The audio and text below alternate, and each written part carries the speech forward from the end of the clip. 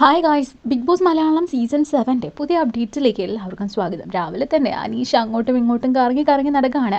രാവിലെ എണീച്ച് പുറത്തേക്ക് വന്ന അനീഷ ആണെങ്കിൽ ആദ്യം ചെയ്യുന്നത് കോഴി കൂവുന്നത് പോലെ പുറത്തേക്ക് നോക്കിയിട്ട് കൂവുന്നുണ്ട്. ഇത് എന്താണ് സംഭവം എന്ന് മനസ്സിലാവുന്നില്ല. പിന്നീട് ഷാനവാസിന്റെ അടുത്തേക്ക് പോകുന്നു, പുള്ളീനെ ചൊറിയാൻ വേണ്ടി നോക്കുന്നു. പിന്നെ കിച്ചണിലേക്ക് പോയിട്ട് മുൻഷിനെയും ടീമിനെയും ചൊറിയാൻ വേണ്ടി നോക്കുന്നു. ആൾക്ക് എങ്ങനെയെങ്കിലും ഒരു പ്രശ്നം ഉണ്ടാക്കണം എന്നതാണ് പുള്ളിയുടെ ഒരു സ്ട്രാറ്റജി. പിന്നീട് രേണു സുധിയും അക്ബറും തമ്മിൽ വലിയൊരു ഫൈറ്റ് തന്നെ ആ വീട്ടിൽ നടക്കുന്നുണ്ട്. ഇന്നലെ രേണു സുധിയെ സെപ്റ്റിക് ടാങ്ക് എന്ന് വിളിച്ചില്ലേ, അത് ഒരിക്കലും നമുക്ക് സമ്മതിച്ചു കൊടുക്കാനായിട്ട് പറ്റില്ല. കാരണം ഗെയിമിന്റെ പേരിലാണെങ്കിലും അങ്ങനെ വിളിച്ചപ്പോൾ രേണു സുധിയുടെ മനസ്സ് എത്രത്തോളം വേദനിച്ചു കാണും. അപ്പോൾ ഇന്നലെ തന്നെ അക്ബർ ചെന്ന് രേണു സുധിയോട് സോറി പറയുന്നുണ്ട്. അക്ബർ ആണെങ്കിൽ ഇപ്പോൾ ഷാനവാസിനോടും അനുമോളോടും ചെന്ന് പറയാണ് ഇവർ രണ്ടുപേരും ആങ്ങൾ പെങ്ങൾ ഗെയിം കളിക്കുകയാണെന്ന്. പക്ഷെ അനുമോളിനി പറഞ്ഞത് ഇഷ്ടമായില്ല. ഞാൻ ആരുടെയും പെങ്ങൾ കളിക്കാൻ വേണ്ടി ഇവിടെ വന്നതല്ല. അപ്പോൾ അക്ബർ പറയുന്നുണ്ട് തിരിച്ച്, നിങ്ങളിങ്ങനെ ആങ്ങള പെങ്ങൾ കളിക്കുന്ന കാര്യം നിങ്ങൾക്ക് മനസ്സിലായില്ലെങ്കിലും നാട്ടുകാർക്ക്, ഇത് കണ്ടുകൊണ്ടിരിക്കുന്ന ആൾക്കാർക്ക് ഇത് മനസ്സിലാകുമെന്ന് പറയാണ്. ഒന്ന് പോടോ, അങ്ങനെയൊന്നുമല്ല എന്ന് അനുമോൾ പറയുന്നു. അപ്പോൾ തൊട്ട് നമ്മുടെ അക്ബർ ആണെങ്കിൽ എഡി എന്നൊക്കെ വിളിക്കാനായിട്ട് തുടങ്ങി. എന്നെ എഡിയെ വിളിക്കരുത് എന്ന് അനുമോൾ പറയുന്നുണ്ട്. അതൊന്നും പറ്റില്ല, ഞാൻ വിളിക്കും. നിനക്ക് എന്നെ എഡോ എന്ന് വിളിക്കാമെങ്കിൽ ഞാൻ തന്നെ എഡിന്ന് വിളിക്കും. അനുമോൾ പറയുന്നുണ്ട് എഡോ എന്നുള്ളത് അത് നോർമൽ ആയിട്ടുള്ള ഒരു കാര്യമല്ലേ.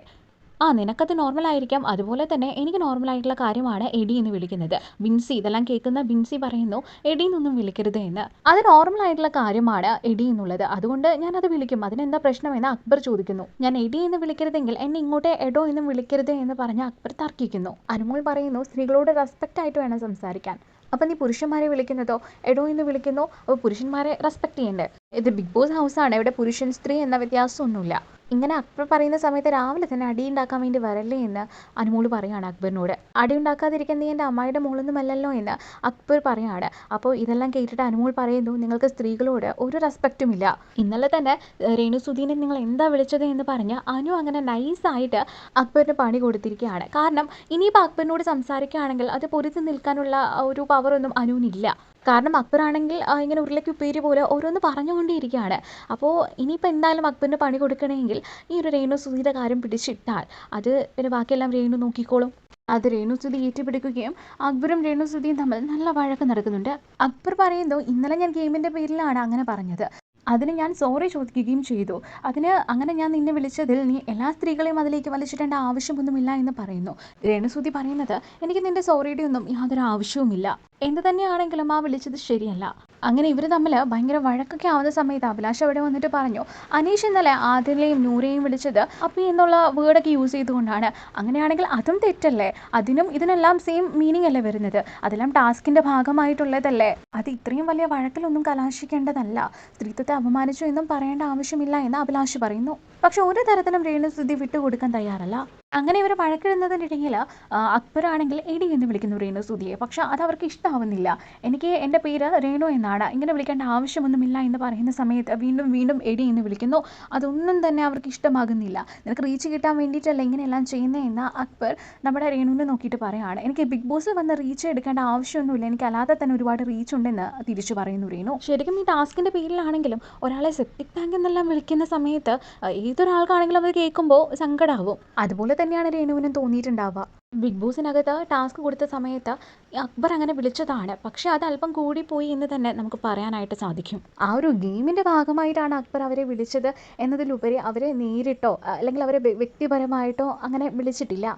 സ്ത്രീത്വത്തെ അപമാനിച്ചിട്ടില്ല. സ്ത്രീ എന്ന നിലയിൽ രേണു സുധീനെയും അപമാനിച്ചിട്ടില്ല അക്ബർ. ടാസ്കിൻ്റെ ഭാഗമായിട്ടാണ് ഇങ്ങനെ പറഞ്ഞതെങ്കിലും രേണു സുധീയുടെ ഉള്ളിൽ വേദന ഉണ്ടാക്കിയിട്ടുണ്ട്, അതാണ് സത്യം. ഒരു മനുഷ്യ സ്ത്രീയല്ല എന്ത് തന്നെയാണെങ്കിലും അപ്പോൾ അവർക്കും ഒത്തിരി വിഷമം ഉണ്ടാകും. അക്ബറിനും കുറ്റബോധം തോന്നി പുള്ളി പോയിട്ട് സോറി പറയുന്നുണ്ട്. പക്ഷേ ആ സോറി പറഞ്ഞു കഴിഞ്ഞിട്ടും വീണ്ടും അതെടുത്ത് കുത്തിപ്പൊക്കിയിരിക്കുകയാണ് ഇന്ന് രേണു സുധി. അത് മാത്രം അത്ര ഫെയർ ആയിട്ട് തോന്നുന്നില്ല. അക്ബറിന്റെ കാര്യം പറയുമ്പോൾ ആളും ദേഷ്യം വരുമ്പോൾ ഇടീ പൂടി എന്നൊന്നും വിളിക്കുന്നത് അതും അത്ര നല്ല കാര്യമല്ല. അക്ബർ ഇപ്പോൾ സംസാരിക്കുന്നത് കാണിക്കുകയാണ് കേട്ടോ. ആള് പറയുന്നത് ഞാൻ എൻ്റെ ഉമ്മയെ പിടിച്ചാണ് സോറി പറഞ്ഞത്. കാരണം ഇന്നലെ ഞാൻ പറഞ്ഞത് ഒരുപാട് ഗെയിമിൻ്റെ ഭാഗമായിട്ടാണെങ്കിലും പറഞ്ഞത് കുറച്ച് കൂടി പോയി എന്ന് എനിക്ക് തോന്നുന്നുണ്ട്. അതുകൊണ്ടാണ് ഞാൻ വേറെ ഒന്നിലും എൻ്റെ ഉമ്മയെ വലിച്ചിട്ടില്ല, പക്ഷേ ഉമ്മയെ പിടിച്ച് ഞാൻ സോറി പറഞ്ഞു. നൂറയോട് അപ്പാന് പറയുന്നുണ്ട് എനിക്ക് 1 വയസ്സുള്ളപ്പോഴാണ് എനിക്ക് എൻ്റെ അച്ഛനെ നഷ്ടമാവുന്നത്.